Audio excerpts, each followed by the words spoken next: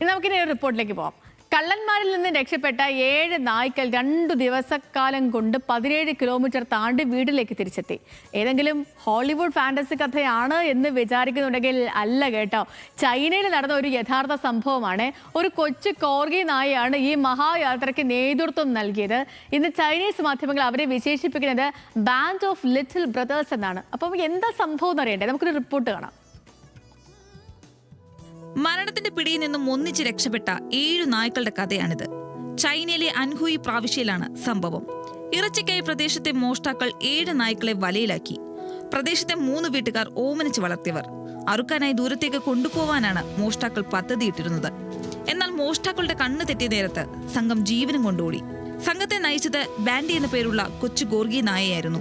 മറ്റ് നായകളെക്കാൾ വലുപ്പത്തിൽ ചെറുതാണെങ്കിലും ബുദ്ധിയിലും ധൈര്യത്തിലും ബാൻഡിയായിരുന്നു താരം.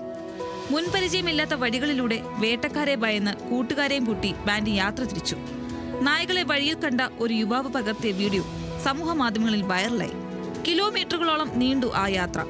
വിശപ്പും തളർച്ചയും അലട്ടിയപ്പോഴും ലക്ഷ്യം ഒന്നായിരുന്നു: വീടെത്തണം. അങ്ങനെ കാടും മേടും താണ്ടി ബാൻഡിയും സംഘവും സഞ്ചരിച്ചത് 17 കിലോമീറ്ററോളം ദൂരമാണ്. ഒടുവിൽ കാണാതായ ഓപനമൃഗങ്ങളെ വീട്ടുമുറ്റത്ത് ഒന്നിച്ചു കണ്ട വീട്ടുകാർ വിശ്വസിക്കാനായില്ല. ഇനി ഒരിക്കലും കാണില്ലെന്ന് കരുതിയവർക്ക് മുന്നിലാണ് ഈ ലിറ്റിൽ ബ്രദേഴ്സ് സാഹസയാത്ര നടത്തി എത്തിയത്. കാലുകളിലെ ചെറിയ പരിക്കും തളർച്ചയും ഒഴിച്ചാൽ ഈ വൈറൽ കഥയിലെ നായ്ക്കുട്ടന്മാരെല്ലാം ഇന്ന് സേഫാണ്. International desk, news Malayalam.